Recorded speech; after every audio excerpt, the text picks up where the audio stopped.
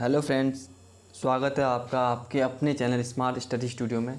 तो फ्रेंड्स, आज मैं आपको एसआई पर कुछ क्वेश्चन करवाऊंगा जो टीसीएस बेस्ड ही हैं, जो प्रीवियस ईयर में आए हैं, चाहे वो एसएससी हो, चाहे वो रेलवे हो, चाहे वो स्टेट एग्ज़ाम कोई भी हो, उन सब में जो सवाल आए हैं एसआई पे रिलेटेड वो मैं आपको करवाना चाहूँगा। और फ्रेंड, जो भी नए हैं इस चैनल पे तो चैनल को सब्सक्राइब कर लीजिए और नोटिफिकेशन ऑन कर लीजिए, जिससे कि आप मेरा भी कोई भी वीडियो मिस ना कर सकें। तो स्टार्ट करते हैं। पहले मैं आपको बताऊंगा एसआई से रिलेटेड कुछ चीज़ बताऊंगा। एसआई, एक सेकंड फ्रेंड्स। एसआई क्या होता है? बेसिकली हमने दो चीज़ पढ़ी थी, एक एसआई एक सीआई। सीआई के बारे में आपको बता सकता हूँ, पिछली वीडियो में मैंने सीआई से रिलेटेड सवाल कराए थे जो सफिशिएंट है आपके आगे के पेपर के लिए। अब एसआई, आपने अगर एसआई आज कर लिया तो शायद आपको इसके बाद एसआई से रिलेटेड कुछ करने की जरूरत नहीं पड़ेगी। पेपर में इसी से सवाल आएंगे, क्योंकि मैंने सब प्रीवियस ईयर ही लिए हैं जो आज का सवाल आ रहे हैं, जो ट्रेंडिंग में चल रहे हैं। तो सीआई क्या होता है, सीआई को समझिए पहले, फिर मैं एसआई बताऊँगा। सीआई में क्या होता है, जैसे कोई प्रिंसिपल है, फर्स्ट ईयर में उसको इंटरेस्ट लिया हमने, सेकेंड ईयर में क्या हुआ, इस पर तो इंटरेस्ट मिला प्लस इस पर और इंटरेस्ट मिलता है। थर्ड ईयर में क्या होगा, जो इंटरेस्ट मिला वो मिला, उसका जो इस पर इंटरेस्ट मिलेगा, इस पर इंटरेस्ट मिलेगा, उसके इस पर इंटरेस्ट मिलेगा, मतलब इंटरेस्ट पे इंटरेस्ट मिलते रहता है। सीआई में, सीआई की बात करें तो सीआई में इंटरेस्ट पे इंटरेस्ट मिलता है। एसआई में क्या होता है, एसआई में इंटरेस्ट सेम होता है। प्रिंसिपल है, उसका पहले साल इंटरेस्ट मिलेगा, उसके अगले साल फिर इंटरेस्ट, मतलब प्रिंसिपल पे इंटरेस्ट मिलता है। तो हम ऐसा भी कह सकते हैं, जो फर्स्ट ईयर में जो इंटरेस्ट होता है वो एसआई और सीआई का सेम होता है। हम ऐसा भी कह सकते हैं कि जो फर्स्ट ईयर में इंटरेस्ट होता है वो सीआई और एसआई का सेम होता है, क्योंकि सीआई में पहले साल में जो इंटरेस्ट मिला वो प्रिंसिपल में मिला है। सीआई का मतलब होता है इंटरेस्ट पे इंटरेस्ट। सीआई में जो इंटरेस्ट मिला वो पहले साल प्रिंसिपल में मिला है, क्योंकि उस टाइम तो कोई इंटरेस्ट था नहीं। जो हमें इंटरेस्ट पे इंटरेस्ट मिलता है, तो इसलिए पहले साल जो इंटरेस्ट मिला वो प्रिंसिपल में मिलता है। और एसआई में तो हर साल इंटरेस्ट पे इंटरेस्ट भी मिलता है। तो ये चीज़ें, इसलिए एसआई में जो पहले साल का जो इंटरेस्ट होता है वो सीआई में भी पहले साल का इंटरेस्ट बराबर ही होता है। तो मैं आपको बताऊँगा, अब मैं आपको बताऊँगा एसआई से रिलेटेड कुछ चीज़। तो एक सेकेंड इरेज कर लेते हैं पहले इसको हम। एसआई होता क्या है, एसआई का फॉर्मूला क्या होता है? फॉर्मूला हम बहुत कम यूज़ करेंगे, लेकिन फॉर्मूला आपको आना चाहिए, क्योंकि हर चीज़ आपको आनी चाहिए। कहाँ पर कौन सी चीज़, मैं आपको पहले भी कहता हूँ, आपको हर सवाल हर ट्रिक से आनी चाहिए। कहाँ पर कोई चीज़ कैसे, कौन सी चीज़ आपका टाइम बचाए, मेन चीज़ ये होती है। आप एसआई के सवाल हो, सीआई के सवाल, मैथ्स का कोई भी चैप्टर हो, उसको आप कर सकते हैं, क्योंकि 10th लेवल की तो मैथ्स है ना, मैथ्स तो आप कर सकते हैं। बट क्या होता है कि आपको टाइम मैनेजमेंट करना है, टाइम को मैनेज करके वहाँ पर करना है। वहाँ पर आपको 25 सवाल 10, 15, 20 मिनट में करने होते हैं। एक सवाल को कहीं कहीं पर एक सवाल 10 सेकंड में भी होता है, कहीं कहीं पर एक सवाल 1 मिनट में भी होता है। तो सबको मैनेज करके करना पड़ता है आपको। जो सवाल बहुत कम समय में हो वहाँ टाइम बचा के, जो सवाल ज़्यादा समय में वहाँ टाइम देना पड़ता है। आप समझ रहे हैं ना? तो इसलिए हम हर सवाल हमें आपको, हर सवाल के लिए हर सवाल को करने का तरीका हमें आना चाहिए। हमें ये देखना है कि हम कैसे सवाल को हम कर सकते हैं। जैसे मैंने बताया, एसआई का फॉर्मूला आना चाहिए आपको। एसआई का फॉर्मूला होता है पी, प्रिंसिपल जो होता है मूलधन, गुणा आर जो रेट होता है, गुणा टी अपॉन 100। ये फॉर्मूला होता है। अब मैं आपसे सिंपल कहना चाहूँ, जब भी आपको एसआई निकालना हो, आप P into R into T into को गुणा करके 100 कर दो। मतलब जैसे मैं आपसे कह रहा हूँ, आपको फॉर्मूला लिखने की ज़रूरत नहीं है। जैसे मैंने आपसे कहा कि 1000 का 5% की रेट से 2 साल में एसआई क्या होगा। ये पी है, प्रिंसिपल है, ये रेट है, ये टाइम है, ठीक है। मैंने आपसे पूछा क्या होगा, तो आपको ये नहीं करना पी इंटू आर इंटू कुछ नहीं करना है। आपको सिर्फ क्या करना है, 1000 है तो 5000 और गुणा 2, 10,000, 10,000 में से 2 जीरो हटा दो, 1000। ये इसका ऐसा ही होगा। तो समझे, मतलब मेरा कहने का मतलब है आपको तीनों को इंटू करना है और 2 जीरो में से हटा देना है, तो वही ऐसा ही होता है। आपको कोई प्रिंसिपल फॉर्मूला की ज़रूरत नहीं होती। फॉर्मूला मतलब आपको आना चाहिए, ऐसा फॉर्मूला होता है। और अमाउंट क्या होता है आपको बताना चाहूँ। अमाउंट जो होता है, जो मिश्र धन कहते हैं इसे हम, ये मूलधन प्रिंसिपल प्लस इंटरेस्ट होता है। ये अमाउंट जो होता है एसआई में भी ये होगा। यहाँ पर एसआई कर लो, सिंपल इंटरेस्ट। यहाँ पे एक काम कर सकते हो, अमाउंट ही ये होता है प्रिंसिपल प्लस सीआई। अमाउंट क्या होता है, अमाउंट ये होता है, प्रिंसिपल को हम जब सीआई में या एसआई में जोड़ते हैं उस अमाउंट होता है। तो फ्रेंड्स स्टार्ट करते हैं। पहला सवाल देखते हैं। पहला सवाल क्या कह रहा है? पहला सवाल कह रहा है, किसी निश्चित राशि पर 12.5 वर्षों के लिए साधारण ब्याज, इस राशि का 3/4 है, तो ब्याज की दर ज्ञात करो। तो फ्रेंड्स बहुत ईजी सवाल है, कोई हार्ड सवाल नहीं है, ईजी सवाल है। बट मैंने इसको इसलिए लिया है क्योंकि यहाँ पर 12.5% और 3/4 दिया हुआ है, तो इससे लोग कन्फ्यूज जाते हैं क्या करना है। तो देखिए इसमें वर्षों का साधारण ब्याज इस राशि का 3/4 है, मतलब SI जो दे रखा है वो 3 दे रखा है, आप 3x भी कह सकते हो, लेकिन 3 मानिए, और प्रिंसिपल जो है वो 4 दे रखा है। अब मैं यहाँ पर 3 क्यों कह रहा हूँ, क्योंकि x कट जाएगा ना, अगर मैं फॉर्मूला रखता हूँ, अगर आप यहाँ पर कुछ भी रखिए, मैं बता रहा हूँ फॉर्मूला क्या है। तो SI बराबर होता है P into R into T upon 100, ये होता है ना फॉर्मूला। तो आप ये देखिए, मैंने आपसे कहा 3x क्यों नहीं रखना है, SI 3x यहाँ पर रखते हैं आप, बराबर 4x इंटू आर निकालना है, इंटू टी है 12.5 साल, मतलब 25/2, ठीक है, इंटू 100 तो है ही। अब देखो एक्स एक्स कट गया ना, इसलिए मैं कह रहा था 3 रखो या 4 रखो, एक्स रखो कोई फ़र्क नहीं पड़ता उससे, एक्स एक्स कटा। अब देखो 25 चक्को 100, सॉरी 25 चक्को 100 होता है, 4 से 4 गया, तो जो आपका आर आया, जो रेट ऑफ इंटरेस्ट आया वो आया 3 दूनी 6, 6%, और यही इसका आंसर है। ठीक है फ्रेंड्स, ये 3 इंटू 6% आया है, और यही इसका आंसर है। तो आपको इसमें मैंने आपसे कहा था कि आपको ये मैंने सवाल इसलिए नहीं लिया कि बहुत हार्ड सवाल है, सवाल इजी था, लेकिन इसमें 12.5% 3/4 लिखा था, तो आप कंफ्यूज ना हो, इसलिए मैंने कहा था कि इसका आंसर निकले। अगला सवाल देखते हैं। अगला सवाल ये कहता है कि साधारण ब्याज दर पर से कोई राशि 7 वर्ष में दोगुनी हो जाती है, तो उतनी राशि उसी ब्याज दर पर कितने वर्षों में 4 गुनी हो जाएगी। तो उसको मैं 2 तरीके से बताऊँगा आपको कैसे करना होता है। पहले देखो, पहले फॉर्मूला क्या है, देखो साधारण ब्याज दर से कोई राशि 7 वर्षों में 7 ईयर में दुगनी हो रही, मतलब दुगनी का मतलब क्या होता है, कोई राशि पहले P जो था, पहले P जो था 1 था, अब जो P हो गया वो 2 हो गया, डबल हो गया ना, इंटू 2 टाइम्स हो गया।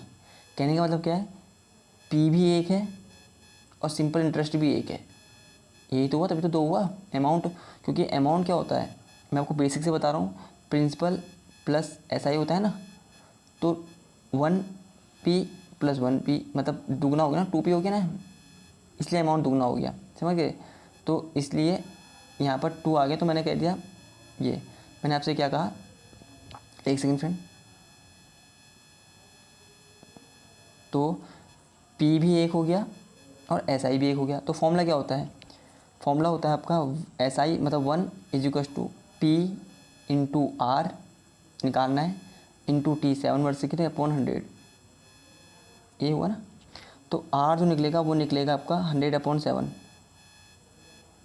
ये निकला, ये R निकल गया, इसको आपको देखना है R निकल चुका है, ठीक है। अब देखिए R निकला, हमें निकालना है उस राशि में उसी ब्याज दर में कि 4 वर्ष में 4 गुनी हो जाएगी। 4 गुनी मतलब क्या होता है, 4 गुनी का मतलब क्या होता है, मतलब प्रिंसिपल तो एक ही है ना, और 3 टाइम वो बड़ा सिंपल इंटरेस्ट 3 हो गया होगा, तभी तो 4 गुना हो गई। तो अब देखिए, तो मतलब सिंपल इंटरेस्ट ऐसा ही कितना हो गया, 3 हो गया, = P तो एक ही था पहले भी, R कितना है 100/7 इंटू टी अपॉन 100 आता है ना। अब देखो 100 से 100 गया, तो जो टी आ गया 21 आ गया, 21, ये इसका आंसर आया। बट आपको इतना नहीं करना है, इसकी आंसर और यही इसका आंसर भी है, बट आपको इतना नहीं करना है। आपको क्या करना है, मैं आपको बताना चाहूँगा कि आप इसको ऐसा करिए। सेकंड तरीका क्या है इसका, दूसरा तरीका यह है,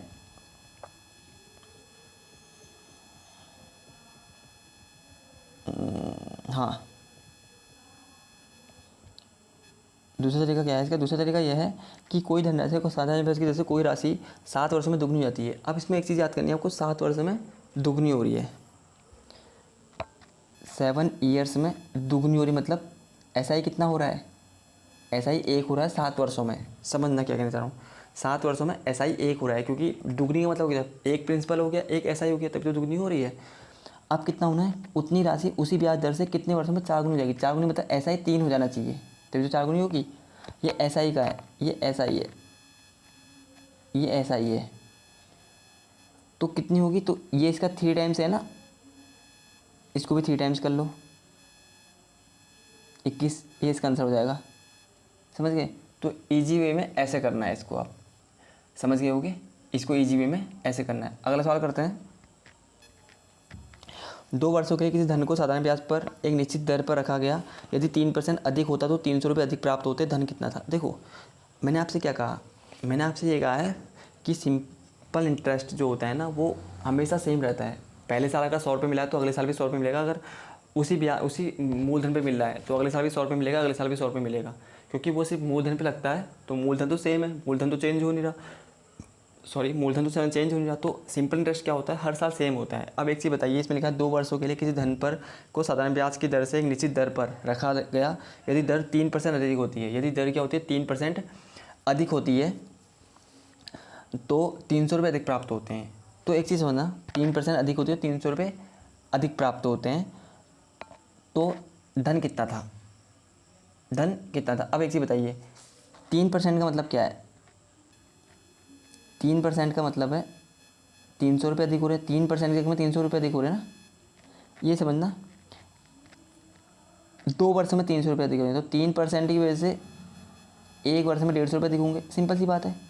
क्योंकि मैंने कहा सिंपल इंटरेस्ट सेम होता है, तो 300 का आधा 150 एक बार, 150 एक बार, तभी तो 2 अधिक हुए ना, समझ रहे हो इस चीज़ को। क्योंकि सिंपल इंटरेस्ट 300 है ना, तो पहले साल 150 रुपये अधिक होगा, दूसरे साल 150 रुपये अधिक होगा, तो 1% में कितने अधिक होंगे, 50 अधिक होंगे। तो कोई भी धनराशि अपने आप की 100% होती है, तो 100% में कितना होगा, 500 गुणा 100 मतलब 5000, और ये इसका आंसर है। ठीक है, आप किसी और तरीके से भी कर सकते हैं इसको, कि पहले इसमें मतलब एक इसको दूसरा तरीका क्या होता है मैं आपको दूसरा तरीका भी बताता हूँ, लेकिन बट ये तरीका बेस्ट है। आप दूसरे तरीके से भी कर सकते हैं इस चीज़ को। दूसरा तरीका बता देता हूँ मैं आपको, ये क्या पता किसी को समझ में आया हो ना आया हो, बट ईजीएस्ट भी यही है। दूसरा तरीका क्या है, दूसरा तरीका यह है आपका कि 300 रुपये अधिक होती है ना, तो पहले साल मैंने आर थी, तो सिंपल इंटरेस्ट अधिक हो रहा है ना, तो पी तो सेम ही है, इंटू आर इंटू टी कितना है 2 वर्षों में, अपॉन 100। ये एक से समझना, मैंने कुछ गलती कर दी, दोबारा देखते हैं, मैंने गलती कर दी। हाँ क्या है, P इंटू 3% देखें ना, R प्लस 3 इंटू टी कितना है 2 वर्ष, upon 100 minus P into R into T upon 100, मतलब टी को 2 मान सकते हो, इजिकल्स टू कितना है 300, 300 रुपये अधिक आ रहे हैं ना, ये आ गया। अब देखो P into R into two T मतलब 2PR, देखो इससे ये करिए ना, समझ रहे हो क्या कह रहा हूँ मैं ये कहना चाह रहा हूँ, ये कहना चाह रहा हूँ, देखो 2PR प्लस 6P अपॉन 100, ठीक है, minus 2PR upon 100 equals to 300 है ना, ठीक हो गया। तो 2PR से 2PR गया, ये दोनों गए, नीचे 100 ही है, ठीक है। तो ये हो जाएगा 6P इजिकल्स टू 300 इंटू 100, ये 100 यहाँ चला गया, तो P बराबर हो जाएगा 6 पंजे 30, 50 गुणा 100 5000, ठीक है। आप किसी भी तरीके से करो, आप चाहे शॉर्टकट तरीके से करो या लॉन्ग कट तरीके से करो, आंसर कभी चेंज नहीं होगा, आंसर तो सेम ही आएगा, लेकिन तरीका करने का तरीका सही हो जाएगा कि आप समय कितना बचा रहे हो। तो मैंने आपको बताया था उससे कितनी जल्दी हो गया था और उससे कितनी देर में हो रहा है। अगला सवाल देखते हैं, ये कह रहा है एक ही समय अवधि में कोई धनराशि 5% के ब्याज दर पर 2200 रुपये और 8% की ब्याज दर पर 2320 रहती है, तो समय अवधि ज्ञात करो। टाइम पीरियड ज्ञात करना है। आप इंग्लिश हिंदी दोनों में देख सकते हो, सवाल दोनों में है, आप इंग्लिश में पढ़ लीजिए, मैं हिंदी में पढ़ के आपको बता रहा हूँ। देखो क्या कह रहा है, समझना। 5% के ब्याज दर से, देखिए सवाल देखिए, एक ही समय अवधि में कोई धनराशि 5% के ब्याज दर पर 2200 रुपये और 8% की ब्याज दर पर 2320 रुपये हो जाती है, तो समय अवधि ज्ञात करो, ये सवाल है। अब देखिए मतलब 5 और इन दोनों का अंतर कितना है 3%, 8 और 5 का अंतर 3% है, 3% जो है ना इसकी वैल्यू कितनी है, इन दोनों का अंतर देखो 120, 3% की वैल्यू है 120, तो 1% की वैल्यू कितनी होगी 40 रुपये। तो 5% निकालते हैं, 5% की वैल्यू कितनी होगी 200 रुपये। 5% में 200 रुपये मतलब 200 रुपये ब्याज है 5% के हिसाब से, तो ऐसा ही 200 हो गया। अब प्रिंसिपल कितना होगा, 2200 में से 200 रहेंगे तो 2000 हो जाएगा, प्रिंसिपल 2000 हो गया, इंटू आर तो 5% है, इंटू टी निकालना है हमें, अपॉन 100 हो गया। 10 से 10 हो गया, 10 से 10 हो गया, 10 से 10 हो गया, 5 दूनी 10 तो 2, तो टी हो जाएगा 2 वर्ष। टी कितना आ जाएगा 2 साल, और यही इसका आंसर है, ठीक है। अगला सवाल करते हैं। किसी धनराशि पर 3 वर्ष का साधारण ब्याज 240 रुपये है और उसी धनराशि पर 2 वर्ष का चक्रवृद्धि ब्याज 170 रुपये है, तो ब्याज की दर ज्ञात करो। ठीक है, देखो 3 वर्ष का साधारण ब्याज 240 रुपये है, साधारण ब्याज 240 का मतलब क्या होता है, 3 वर्ष का है ना, तो पहले वर्ष का 80 होगा, दूसरे वर्ष का 80 होगा और तीसरे वर्ष का 80 होगा। साधारण ब्याज कैसे निकालते हैं? साधारण ब्याज में क्या होता है, जितने वर्ष का दिया होगा उतने डिवाइड कर लो उसे, तो बराबर बराबर आ जाएगा। तो ऐसा ही मैंने कहा था, चेंज नहीं होता है, पहले साल 80, दूसरे साल 80, तीसरे साल 80। CI मैंने CI में एक बात बताई थी आपको कि पहले साल SI और CI बराबर होता है, तो पहले साल ये भी 80 ही होगा, ठीक है। दूसरा साल 80 तो होगा ही होगा, प्लस 10 और होगा, क्यों? क्योंकि 170 है 2 साल में, तो 80 80 60, 60 प्लस 10 70, तभी तो हुआ। तो अब निकालना है रेट, तो 10 80 का कितना परसेंट है, तभी तो रेट निकलेगा। 10 से 10, 2 चक्को 8, 2 पंजे 10, 2 दूनी 4, 2 पंजे 10, यह है 25/2। इसका मतलब है 12.5%। ये इसका आंसर है। क्या किया मैंने ये बताया, SI पर देखा, SI तीनों वर्ष का हो गया 80 80 80। CI क्या होता है, पहले साल SI और CI बराबर होता है, तो 80 80। दूसरे साल क्या होगा, SI 80 तो आएगा, क्योंकि 80 तो प्रिंसिपल पे इंटरेस्ट है ना, वो तो आएगा, लेकिन 10 जो है वो इंटरेस्ट पे इंटरेस्ट है, तो 80 पे 10% है। 80 पे 10 कैसे निकला, 80 का 10%, 80 का जो है ना, 80 पर 10 कितना परसेंट है, X% है, X निकाल दिया, X हो गया 12%, 12.5%, ठीक है। अगला सवाल करते हैं।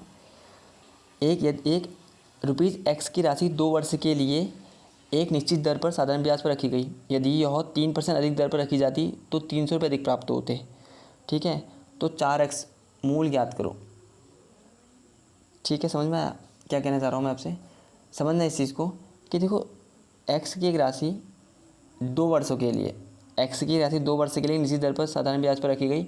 यदि वो 3% अधिक दर पर रखी जाती तो 300 रुपये अधिक प्राप्त होते। 300 रुपये अधिक कब प्राप्त होते, जब वो 3% दर पर रखी जाती।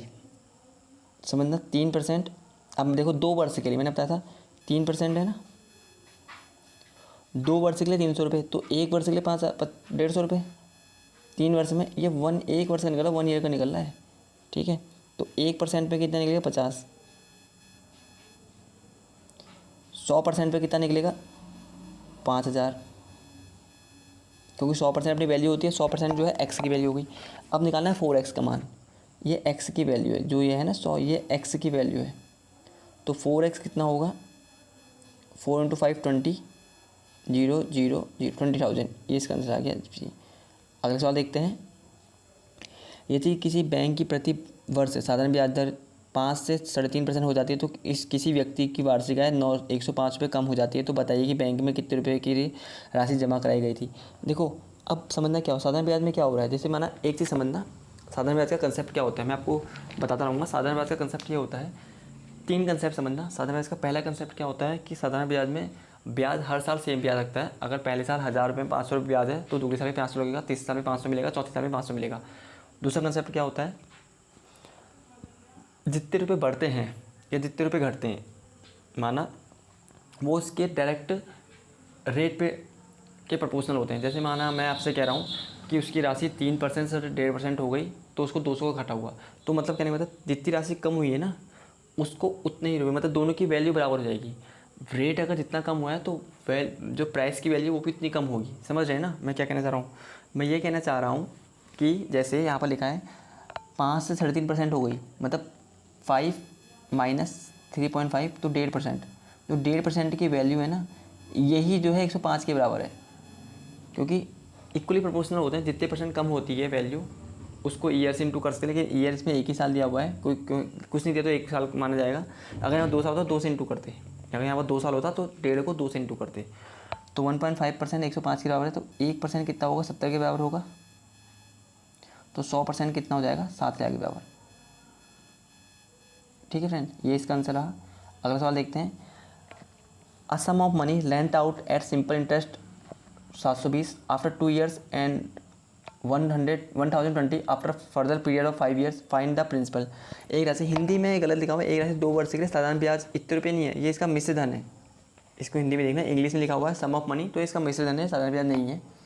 ठीक है, एक राशि पर 2 वर्ष का साधारण ब्याज 720 है। यदि उसे 5 वर्ष और छोड़ा जाता है, मतलब 7 वर्ष का हो गया अब, तो 1020 हो गया। देखो पहले कह रहा 2 वर्ष पे कितना है, 720, आगे 5 साल प्लस 5 ईयर करेंगे तो 7 साल के लिए कितना है, 1020। इसका मतलब डिफरेंस कितना आया, जो डिफरेंस आया है वो आया 5 ईयर। 5 ईयर में कितनी बढ़ी है, 300।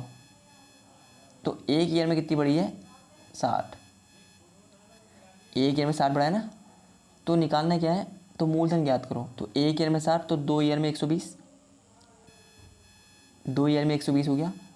तो पहले देखो ब्याज हो गया, एसआई हो गया 120, तो देखो पूरा इंटरेस्ट 720 दे रखा है, मिश्रधन 720 है, अमाउंट 720 है, प्रिंसिपल निकालना है प्लस एसआई 120 है। तो प्रिंसिपल कितना निकलेगा, 720 में से 120 कराएंगे तो 600 निकलेगा। ये इसका आंसर है। ठीक है फ्रेंड, अगला सवाल देखते हैं। साधारण ब्याज की दर से 2100 की राशि 2 वर्षों में 2352 हो जाती है, तो ब्याज की दर 1% घटा दी जाए तो नया ब्याज मूल्य क्या होगा।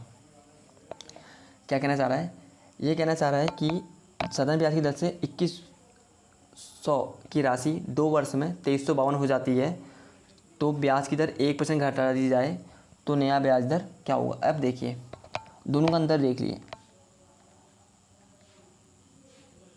2 ईयर में देखो साधारण ब्याज की दर 2100 की राशि 2 वर्षों में इतनी हो जाती है, तो 2 ईयर में कितनी हो रही है 252 रुपये, इसका अंतर 252 रुपये है, इसका आंसर कितना है 252 रुपये है। अब एक चीज़ समझना, 252 रुपये है इसका आंसर, मतलब 252 का अंतर आया उसमें। तो फ्रेंड क्या कहा मैंने आपसे, सुनिए, साधारण ब्याज की दर से 2100 की राशि 2 वर्षों में 2352 रुपये हो जाती है। देखो 2 वर्ष में टोटल अंतर कितना आया, 252 का अंतर आया 2 वर्ष में, इतना ही तो अंतर आया। और अगर 1% घट रही है ना, 1% घटी है तो 2100 में 1% के हिसाब से 2 साल में कितनी घटेगी, 42 घटेगी, यही तो करेगी। तो ब्याज में अंतर कितना आएगा, ये तो नया ब्याज मूल्य क्या होगा। देखो 252 पहले ब्याज मिला था, तो अब 1% के चक्कर में उसे 2 साल में 42 रुपये कम मिलेंगे, तो -42 कर लो, तो नया ब्याज 210 हो जाएगा। 1% की कमी के चक्कर में तो उसके ब्याज में 42 रुपये की कमी आएगी 2 साल में, तो उसको ब्याज जो मिलेगा नया ब्याज मूल्य 210 हो जाएगा। ठीक है फ्रेंड्स, अगला सवाल देखते हैं। एक आदमी एक बैंक में साधारण ब्याज की दर से 4 वर्ष के लिए 500 रुपये और 3 वर्ष के लिए 600 रुपये जमा करता है, दोनों पर कुल ब्याज 190 प्राप्त होता है, तो ब्याज की वार्षिक दर ज्ञात करो। तो फ्रेंड्स इसको करना कैसे है, देखो 5 या 15 मैंने बताया था आपको, 15 और माना, देखो समझना इस चीज़ को, क्या होगा, पी कितना है 500, 4 वर्ष के लिए 4 गुणा आर निकालना है अपॉन 100 प्लस 600 3 वर्ष के लिए गुणा आर अपॉन 100, इसका टोटल कितना आ रहा है 190 रुपये, यही आ रहा है। तो 5 चक्को 20 और 6 18, 20 2 0 से 0 करे, 20 प्लस 18 कितना, तो 38, आर बराबर हो जाएगा 190, तो आर बराबर हो जाएगा 5 40 5 या 15 5%, तो ये इसका आंसर है। आप अगर हैबिचुअल हो जाओगे तो ऐसे नहीं करना, आप जब फौज जल्दी जल्दी करोगे तो आप खुद ही स्किप करने लग जाओगे। शॉर्टकट कुछ नहीं होती, शॉर्टकट में क्या होता है, जो फॉर्मूला बार बार यूज करते हैं आप उसके प्रति इतने हैबिचुअल हो जाते हैं कि आप उसमें खुद ही स्किप करने लग जाते हैं। अगर मैं इस सवाल को सॉल्व करता तो बहुत सिंपल तरीके से 5 चौको 20 6 3 18 20 और 18 38, 38 का मतलब 190, तो 1 बराबर 5, सिर्फ इतना अंतर था। मैंने आपको बताने के लिए इतना लिखा है, लेकिन इतना नहीं है इसमें लिखने का तरीका। ठीक है, अगला सवाल देखते हैं। कितने वर्षों में 16 से 2/3% वार्षिक ब्याज की दर से किसी धनराशि का साधारण ब्याज और मूलधन बराबर हो जाएगा। अब एक चीज़ समझिए, मैं आपसे क्या कहना चाह रहा हूँ, इसको समझना कि हाँ 16 कितने वर्षों में 16 से 2/3% वार्षिक दर से किसी धनराशि का साधारण ब्याज और मूलधन बराबर हो जाएगा। तो मैं आपको बता रहा हूँ कैसे करना है इसको। देखो कितने वर्षों में ना बराबर हो जाएगा, मतलब क्या होता है, मतलब साधारण ब्याज और मूलधन बराबर हो जाएगा, मतलब क्या होता है, एसआई भी एक है और प्रिंसिपल भी एक है, गुणा 16 से 2/3 कितना होता है, 50/3,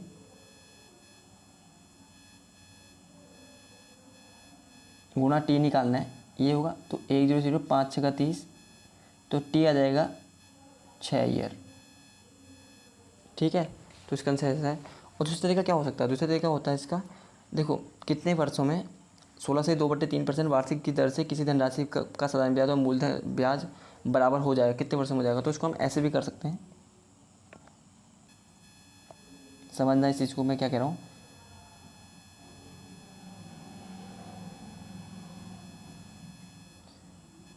%50 हो गया ना, 16/3 बराबर की बात जब बराबर की बात हो तो क्या करेंगे, एक और एक बराबर हो गया ना। 50% मतलब होता है 50/3% मतलब 1/6 होता है ना, 50/3% होता है 1/6, तो 6 साल लगेंगे। ठीक है, अगर हम बात करते इसमें 6 साल लगेंगे। आगे बताऊँगा, आगे और सवाल है। अगर इसमें अंतर 2 का हो, साधारण ब्याज दुगना हो जाए, या प्रिंसिपल से 2 गुना ज़्यादा हो जाए साधारण ब्याज, तो क्या होगा, तो आगे बताऊंगा कैसे करते हैं। लेकिन अगर ब्याज बराबर हो जाए तो सिर्फ और सिर्फ 1/6 करना, 6 ही आएगा, इसका आंसर ये आएगा। अगला सवाल देखते हैं। कोई धनराशि साधारण ब्याज के तहत 20 वर्षों में स्वयं की तिगुनी हो जाती है, कितने वर्षों में उसी साधारण ब्याज की दर से स्वयं का 2 गुना हो जाती है, कितने वर्षों में। देखो ये क्या कहना चाह रहा है कि एक सर्टेन, देखो समझना इसको, 20 वर्षों में स्वयं की दुगनी हो जाती है, स्वयं की 3 गुनी आती है। एक बात बताओ, स्वयं की 3 गुनी का मतलब क्या होता है, समझना इसको। स्वयं की 3 गुनी का मतलब होता है प्रिंसिपल तो 1 है और साधारण ब्याज 2 हो गया, तभी तो 3 गुनी हो जाएगी। प्रिंसिपल तो 1 है, साधारण ब्याज 2 हो गया। 3 गुनी मतलब कोई भी अगर 3 गुनी लिखा हो तो इसका मतलब साधारण ब्याज 2 है। 4 गुनी लिखा हो साधारण ब्याज 3 है। 5 गुनी लिखा हो साधारण ब्याज 4 है। 1 माइनस कर दिया करो, ठीक है। तो 20 का मतलब स्वयं की 3 गुनी का मतलब क्या है, इसमें साधारण ब्याज 2 है, ये इसका ऐसा ही है, ठीक है। अब ये कह रहा है कितने वर्षों में उसी साधारण ब्याज की दर से स्वयं की दुगनी हो जाएगी। दुगनी का मतलब क्या होता है, साधारण ब्याज 1 है तो 2 से 1 हो गया ब्याज, क्या किया हमने, डिवाइडेड बाई 2 किया ना, तो इसमें भी डिवाइडेड बाई 2 कर लो, 10 ईयर, ये इसका आंसर है। और दूसरा तरीका क्या है, मैंने आपको बताया, दूसरा तरीका बताया था मैंने आपको, ये तो शॉर्टकट तरीका हो गया, आपको इससे समझना है तो बेटर रहेगा, टाइम बहुत ज़्यादा इससे बचेगा। दूसरा तरीका क्या है, दूसरा तरीका वही सिंपल तरीका है, पहले से आप आर निकालो फिर उसका तरीका, जैसे मैंने आपसे कहा। दूसरा तरीका ये है, बता देता हूँ दूसरा तरीका, लेकिन हो सके तो पहले तरीके को ही प्रेफर करना। दूसरा तरीका क्या कह रहा है, ये कह रहा है कोई धनराशि साधारण ब्याज की दर से 20 वर्षों में स्वयं की तिगुनी हो जाती है, मतलब SI 2 हो गया, प्रिंसिपल 1 है, 20 वर्षों में आर निकाल दो अपॉन 100, 20 पंजे 100, 5 दूनी 10, आर आ गया 10%, आर आ गया 10%, ठीक है। अब हमें क्या निकालना है, टी निकालना है ना। टी कब निकालना है, जब वो दोगुनी हो जाती है। दुगनी मतलब ये 1 हो गया, प्रिंसिपल भी 1 है, इंटू आर, आर कितना है, मतलब आर जो है वो 10% है, इंटू टी हमें निकालना है अपॉन 100, तो 10 10 100, टी बराबर हो गया 10 ईयर, ठीक है। ये मैंने आपसे कहा, ऐसे भी कर सकते हो, लेकिन ऐसा क्या आपको टाइम लगेगा, वैसा आपको सिंपल तरीका है वो चीज़, ठीक है। अगला सवाल देखते हैं।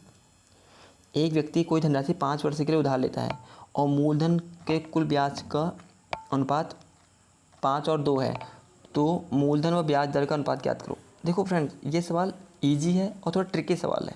ये सवाल आया है, ये सवाल आगे आ सकता है, इजी भी है लेकिन और ट्रिकी सवाल भी है। तो सवाल समझिए क्या है। सवाल यह है, एक व्यक्ति कोई धनराशि 5 वर्ष के लिए उधार लेता है और मूलधन और कुल ब्याज का अनुपात 5 और 2 है, तो मूलधन और ब्याज की दर ज्ञात करो। देखो मूलधन कितना है, पी कितना है, 5 है, और SI कितना है, 2 है। पहले हम आर निकालते हैं क्योंकि हमें ब्याज चाहिए ना। मैंने कहा था इसमें एक्स करने की जरूरत नहीं क्योंकि एक्स वैसे भी कर जाता है। पहले आपको पहले सवाल में, सबसे पहले सवाल में बताया था मैंने आपको कि एक्स लेने की जरूरत नहीं है क्योंकि वो इक्वल टू में होता है तो एक्स कर जाता है, दोनों इंटू है, दोनों तरफ इंटू होता है तो वो एक्स कर जाएगा। तो मैं लिख रहा हूँ इस चीज़ को, SI 2 है, एक सेकेंड से, हाँ SI सॉरी हाँ SI 2 है, प्रिंसिपल 5 है, 5 वर्ष के लिए आर निकालना है, गुणा टी 5 वर्ष के लिए अपॉन 100, तो 25 चक्को देखो, 5 से 25 से 4 बार जाएगा, आर जाएगा 8, आर कितना आया 8। अब देखिए आर आया 8। अब देखिए हमें निकालना है, लेट जो प्रिंसिपल है 100 है और रेशियो आर आ गया 8 का, ठीक है।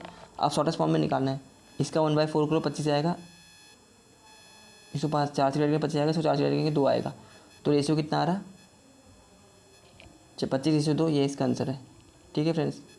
अगला सवाल देखो, 400 की एक धनराशि 4 वर्षों में 480 हो जाती है, कितनी हो जाएगी यदि इसी समय अवधि के लिए ब्याज की दर को 2% बढ़ा दिया जाए। मैंने आपको पहले भी कहा था, ब्याज की दर जब बढ़ती है ना तो वो इक्वली बढ़ती है सब में, ब्याज की दर सिंपल इंटरेस्ट में इक्वली सब में बढ़ती है। देखो 4 वर्ष में 4 पर वर्षों के लिए, देखो 4 दूनी 8, पहले निकालो 400 में, सिंपल बता रहा हूँ आपको, 4 वर्ष 400 में 2% के हिसाब से 4 वर्ष में कितने रुपये बढ़ जाएंगे, 4 दूनी 8 को 32 में बढ़ेंगे, मैं 400 में 32 में बढ़े 4 वर्षों में, कितनी राशि 480 हो गई थी ना, तो 480 में 32 जोड़ लो, 400 तो पहले हो चुकी ना, 32 तो एक्स्ट्रा हुए, तो ये 512, ये इसका आंसर है। इसमें सब कुछ करने की जरूरत नहीं है आपको।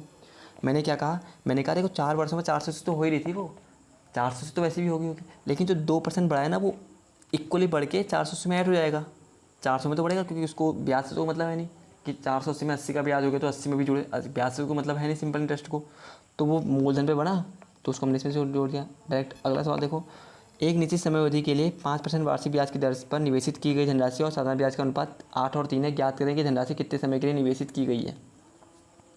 ठीक है, एक निश्चित समय अवधि के लिए 5% वार्षिक ब्याज की दर पर निवेशित की गई धनराशि और साधारण ब्याज का अनुपात, देखो साधारण ब्याज ऐसा ही कितना है 3 है, पी है 8,